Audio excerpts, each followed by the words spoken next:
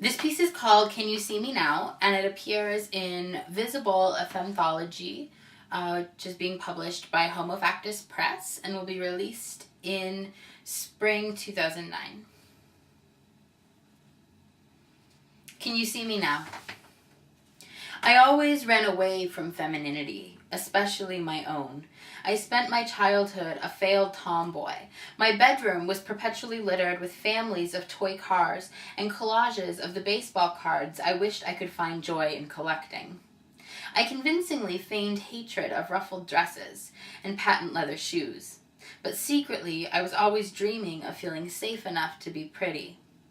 In middle school, my stepfather, my rapist, was briefly out of the home, and I began to play with femininity.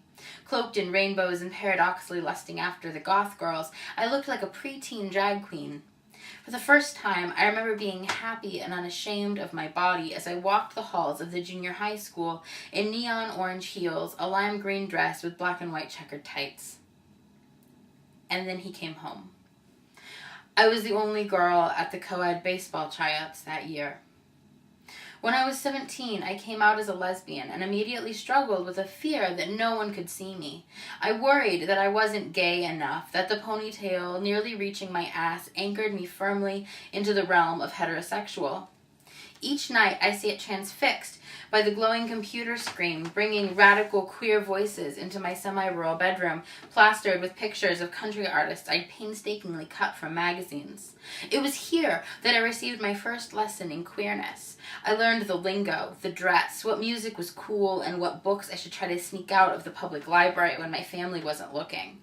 I learned from people I met that Femme was in reference to some relic of the past who wasn't really gay, and it made a great insult when you wanted to challenge someone's place in the queer community. When I left home a few months later, blackened eyes and life in shambles, I knew that no matter the cost, I needed to be visible. In a matter of weeks, the hair was gone, shorn to an appropriate length through the androdyke city where I landed. I lost everything, and above all else, I desired a feeling of belonging. Finding other queer people and having them be able to recognize me was so powerful that it made the charade of masculinity worth it. After only a few weeks of telephone courtship, I moved to the deep South at 18, the summer after graduating high school. I had moved from the wet and liberal Pacific Northwest in order to be with my first butch lover. From our chance meeting a month previously at a queer youth conference, his drawl and southern charm captivated me. At the time, I called myself butch, an identity that was only a never-ending source of confusion for my girlfriend, who until me had only dated high femmes. I vividly remember sitting on a bed, watching a lesbian movie, air conditioners whirring, with a big mug of sweet tea resting on the chipped nightstand beside me. In a moment of pure ecstasy, I watched a 1950s butch rumble onto the screen. I was paradoxically overcome with desire and fear. My heart was melting and I was sweating. What did it mean I was attracted to that butch? What did it mean that with every fiber of my being, I wanted to wear a sundress, wanted to feel the light floral fabric clinging to my hips? That night, I wrote about it in my blue spiral journal, how I lusted after that sort of masculinity, that and dynamic. I wrote about wanting someone to open doors for me, to wrap your arms around me. I wanted to place paint-tipped fingers at the nape of someone's neck, and I wanted to straighten her tie. And then I stopped myself. I couldn't believe what I had written. In a moment of terror, I ripped the page in my notebook. How could I have all these desires fulfilled and yet remain visibly queer? Sitting alone in the darkness, baggy jeans and bound breasts, I knew that I was an imposter, that my masculinity was a lie, and it always had been.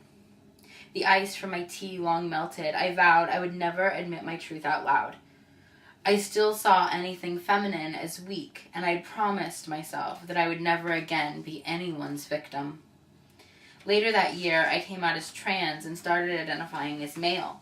I even went so far as to get a prescription for testosterone and began injecting every week. I had to teach myself to inject because one night I confessed to a friend who had been doing my shots that I didn't really want to be on hormones, but I was afraid to quit. She refused to stick a needle in me after my disclosure. Each week, I would plunge needle into my cramped and knotted leg muscles. I wanted the injection to be the answer to my prayers, to take away the hurt and the pain of a lifetime of lies.